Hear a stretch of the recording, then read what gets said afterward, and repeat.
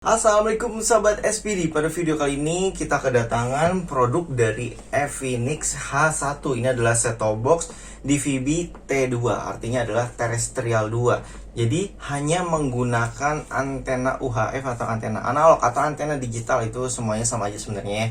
Jadi kita unboxing aja dulu barangnya seperti apa, bentuknya seperti apa ya di dalamnya. Yuk langsung aja kita simak videonya. Oke sob, ini tampilan depannya seperti ini dan cukup kecil juga ya untuk dus boxnya gitu.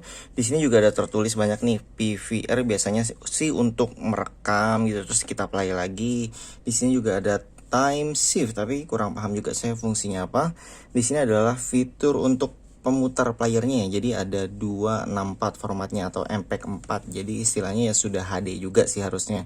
Kemudian di sini ada fitur YouTube. Ini pastinya membutuhkan dongle WiFi ya.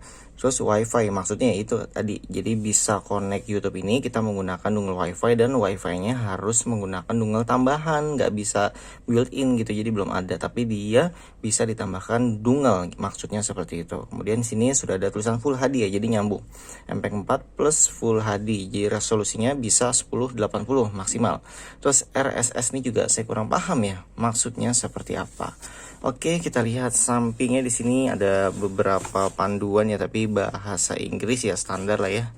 Kemudian tampilan belakangnya juga sama aja ya, kanan kiri sama aja, paling di bagian atasnya ini lebih jelas ya, ada tulisan Efinix H1 set-top box DVB T2. Jadi memang diperuntukkan untuk antena UHF biasa, nggak bisa pakai parabola. Dan ini multiplayer, artinya bisa nyalain, misalkan sobat punya film di flash disk, MP3 atau foto, itu bisa di play juga di sini pakai USB atau pakai flash disk. Biasanya sih untuk hard disk juga bisa, tapi untuk kapasitas maksimal saya juga belum tahu. Jadi yuk langsung aja kita buka. Oke, dalamnya di sini ada remote. Untuk remote-nya ini standar ya, seperti remote yang kekinian ya, rata-rata seperti ini memang remote-nya. Ada remote receiver, remote yang apa DVB digital gitu, sama aja sih. Terus lanjut di sini kita mendapatkan kabel RCA. Jadi harusnya sih bisa dapat kabel HDMI, tapi sayangnya untuk paket penjualan ini belum disertai kabel HDMI, dan ini adalah produk utamanya atau barang utamanya, yaitu kecil juga ya. Jadi sekitar selebar tangan gitu, dan kabelnya biasanya sekitar 1 meteran. Dan ini tampilan depannya ada lubang flash disk, ini dia yang tadi bisa untuk mutar player. Jadi kalau sobat merekam siaran ya berarti nyimpannya ke flash disk harus dalam keadaan tercolok. Di sini ada tulisan DVB T2 dan C2. Biasanya C2 ini untuk misalkan TV kabel tapi yang menggunakan siarannya digital, gelombang digital gitu ya, frekuensi digital itu bisa, atau CCTV yang modern juga bisa disetting seperti itu, tapi tergantung yang bikinnya ya, karena kan bisa dibikinnya bisa menggunakan masih analog gitu. Kalau ini kan udah digital, jadi harus dibikin jaringannya yang digital, di convertnya. Kemudian di sini ada on off. Jadi menurut saya ini cukup bagus ya. Di saat kita nggak pakai dalam jangka waktu lama, kita bisa matikan dari sini, atau bisa juga sih dari power. Kalau di stop kontak sekarang ada on off juga, di situ juga bagus. Terus ini bisa menggunakan adaptor. Jadi di saat misalkan power supply-nya bermasalah nih dalam sini, sobat nggak perlu bongkar-bongkar, tinggal beliin aja power supply yang harganya biasanya sih sekitar 25-50 ribu ya.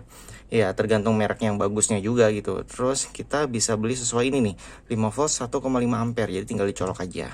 Terus kemudian di sini ada yang namanya kabel RCA tadi ya. Jadi sebagai pelengkap ini untuk TV tabung itu bisa, jadi aman. Kalau SPDIF biasanya ini untuk yang audio digital. Biasanya sih sound system yang sudah digital itu home theater yang terbaru ya, bukan yang lama. Jadi sudah seperti ini.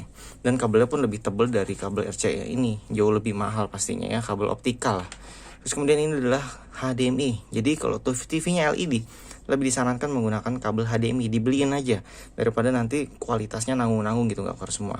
Ini juga ada USB, jadi USB-nya ada di depan dan di belakang. Mungkin satunya untuk dongle WiFi, satunya untuk USB flash disk ya. Kemudian di sini ada dua nih. Ini untuk antena yang ke atas, antena in, dari antena di atas colok ke sini, dan ini lob out. Fungsinya adalah kalau sobat pakai ini, misalkan MNC Group kan sekarang nggak ada lagi nih di TV UHF. Jadi sobat bisa sambungkan kabel pendek ini ke TV, ke antena TV ya, kan TV juga ada antena seperti ini. Jadi dari antena luar masuk ke sini, terus dari sini dikeluarin lagi ke antena TV sobat. Jadi di saat sobat nggak nonton TV digital, masih bisa nonton UHF. Biasanya kalau bola itu diacak ya, kalau di digital. Terus MotoGP juga kadang diacak. Jadi sobat setidaknya masih bisa menggunakan UHF untuk cadangan lah ya. Ya setidaknya walaupun masih buram, setidaknya nggak harus colok cabut untuk pindah-pindah gitu. Itu sih hanya memudahkan saja. Untuk bagian bawahnya ini cukup bagus, ini busa ya. Terus di sini ada ventilasi dan ini besi semua, metal. Jadi cukup kokoh. Jadi menurut saya sih cukup bagus sih. Tapi bagaimana dengan kualitas penangkapan sinyalnya? Nanti kita cek langsung di antena yang baru ya. Oke, mungkin untuk unboxingnya sampai di sini dulu aja. Dan ini penutupnya mungkin kita baca buku user manual yang mungkin jarang dibaca oleh orang-orang. Jadi kalau sobat mau scan sendiri ya sebenarnya di sini lengkap ya, ada penjelasannya. Cuman ya biasanya yang kekinian tuh sudah paham semua sih. Dan di sini juga ada remote. Berarti dalam sini ada baterai remote-nya maksudnya.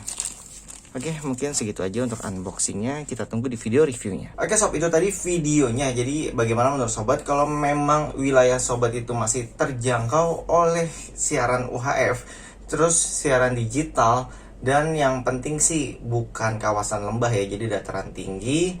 Terus kalau di apartemen gedung sih ya silahkan dicoba sendiri ya hasilnya seperti apa. Tapi ini sih lebih di daerah-daerah kota, tapi yang benar-benar sinyal atau siaran UHF-nya masih bagus. Karena untuk siaran digital pun itu membutuhkan UHF yang bagus, karena siarannya sebenarnya sama, sumbernya sama, yang membedakan hanyalah frekuensinya aja.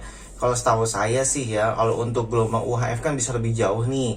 Kalau untuk gelombang digital tuh jatuhnya lebih berat sih gitu. Jadi kalau misalkan UHF-nya dapat tapi rada-rada burem gitu, otomatis ya nggak dapat siaran digitalnya. Jadi bener-bener analognya tuh harus bening dulu dan digitalnya baru dapat. Mungkin untuk panduan scan-nya, terus untuk pemasangan antenanya nanti kita lihat di video selanjutnya ya, karena kita juga kedatangan produk baru dari antena, yaitu produk Intra ada sekitar 3 macam ya. Jadi kita tunggu video selanjutnya.